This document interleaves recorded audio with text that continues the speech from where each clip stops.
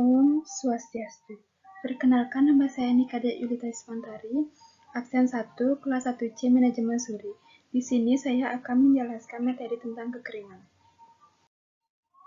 Yang pertama, yaitu definisi kekeringan. Kekeringan adalah keadaan kekurangan pasokan air pada suatu daerah dalam masa yang berkepanjangan, beberapa bulan hingga bertahun-tahun. Biasanya kejadian ini muncul bila suatu wilayah secara terus-menerus mengalami curah hujan di bawah rata-rata. Musim kemarau yang berkepanjangan menyebabkan kekeringan karena cadangan air di tanah akan habis akibat penguapan, transpirasi ataupun penguapan lain oleh manusia.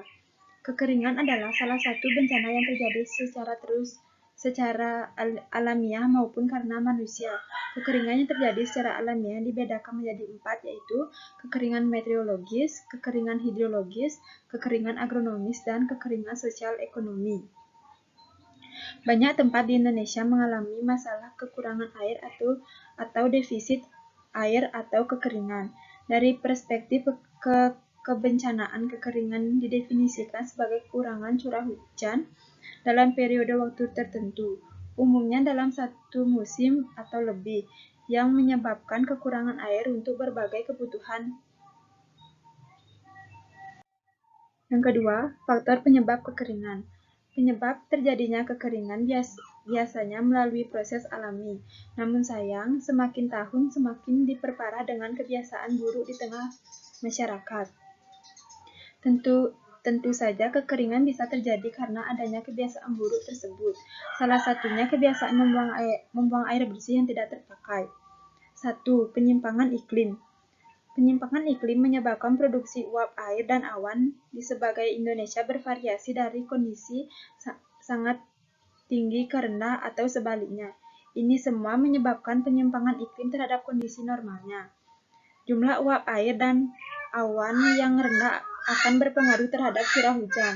Apabila curah hujan dan intensitas hujan rendah menyebabkan kekeringan. Selanjutnya, yang kedua, gangguan keseimbangan hidrologis.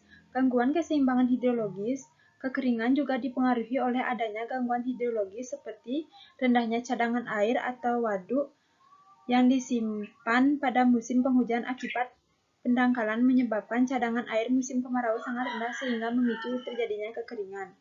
Kekeringan juga dipengaruhi oleh gangguan hidrologis seperti yang pertama, terjadinya degradasi daerah aliran sungai atau DAS, terutama bagian hulu mengalami alih fungsi lahan dan dari bervegetasi menjadi non-vegetasi yang menyebabkan terganggunya sistem peresapan air tanah. Yang kedua, kerusakan hidrologis daerah tangkapan air bagian hulu menyebabkan waduk dan saluran irigasi terisi sedimen sehingga kapasitas tampung air menurun tajam. Yang ketiga, rendahnya cadangan air waduk yang disimpan pada musim penghujan akibat pendangkalan menyebabkan cadangan air musim kemarau sangat rendah sehingga memicu terjadinya kekeringan. Selanjutnya, yang ketiga, letak geografis Indonesia yang berada di tengah garis khatulistiwa. Hampir dipastikan semua orang di negeri ini tahu bahwa menyadari bahwa Indonesia berada persis di garis khatulistiwa. Karena posisi geografis inilah, Indonesia mengalami 2 musim, yaitu musim hujan dan musim kemarau. Pergerakan angin yang bertiup di negara khas yang berada di khatulistiwa telah menyebabkan proses alamiah terjadinya 2 musim tersebut. Yang keempat, kekeringan meteorologi. Kekeringan meteorologi ini dipengaruhi minimnya kelembapan cuaca yang diakibatkan curah hujan minim dan kondisi lain seperti angin fon, suhu tinggi, dan lainnya. Hal ini dapat dilihat dari kondisi rata-rata daerah dalam jangka waktu panjang. Yang kelima, udara dan alam yang makin rusak dan tercemar. Walaupun secara tidak langsung pengaruhi gejala musim kemarau, namun ternyata perubahan kandungan udara dan alam yang sudah sangat tercemar ikut menjadi faktor bencana kekeringan. Polusi dan alam yang tercemar membawa dampak kerugian pada kekurangan keseimbangan alam. Akibat jika kemarau panjang melanda, maka Indonesia akan cepat kering dan karena minimnya pepohonan. Atau jika musim kemarau tiba, maka kualitas udara akan bertambah semakin buruk atau kualitas air akan tercemar. Yang keenam, posisi geografis. Indonesia merupakan negara yang berada di garis khatulistiwa dan diapit oleh 2 benua dan 2 samudra. Selain itu, Indonesia secara geografis terdapat di daerah Mason atau sebuah fenomena alam di mana seringnya terjadi perubahan iklim secara ekstrim karena terjadinya perubahan tekanan udara di daratan.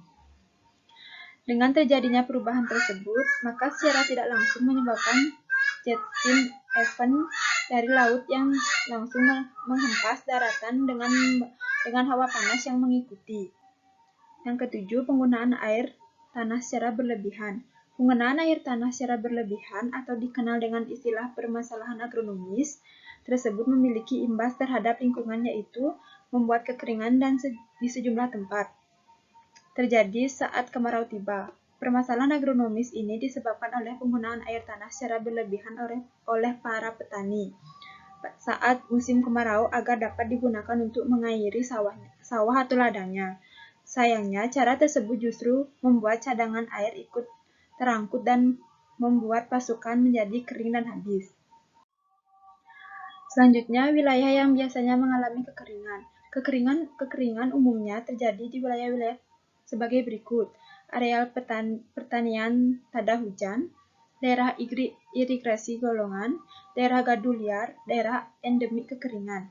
Berikut daftar wilayah yang mengalami kekeringan: Sumba Timur atau Nusa Tenggara Timur, Buleleng atau Bali, Sampang atau Jawa Timur, Belu atau Nusa Tenggara Timur, Indramayu atau Jawa Barat, Banyuwangi atau Jawa Timur. Dampak yang ditimbulkan akibat kekeringan.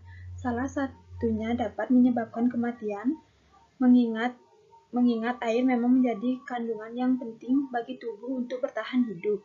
Selain itu, kegiatan seperti mencuci, mandi, dan lain-lain sebagainya juga akan berkurang dan membuat kegiatan sehari-hari terganggu. Dampak yang terjadi kekeringan antara lain: 1. Produksi tanaman turun atau rendah, pusuh, bahkan menyebabkan tanaman mati sehingga merugikan petani. Yang kedua, karena produksi rendah secara real mengalami kerugian material maupun finansial yang besar dan bila menjadi secara luas akan terancam ketahanan pangan nasional. Yang ketiga, menyebabkan terganggunya hidrologis lingkungan yang berakibat terjadi kekurangan air pada musim kemarau.